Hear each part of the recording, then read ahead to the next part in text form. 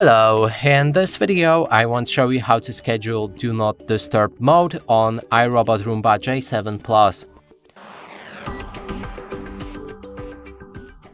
To do this, first we'll need to open the app and find our robot, then scroll down to the schedule and click on it. Here's a Do Not Disturb mode that we can enter and create new Do Not Disturb mode schedule, and then we can change the label, quiet time, nap time, weekly meeting, movie night, or set it to custom. In custom, you'll be able to enter your own label. Let's save it like this.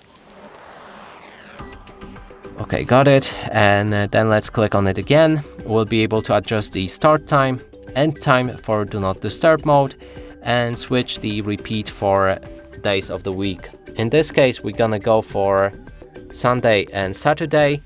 Go back, and the start time and end time is good. We can save it, and then there's option to activate or deactivate Do Not Disturb mode for that schedule.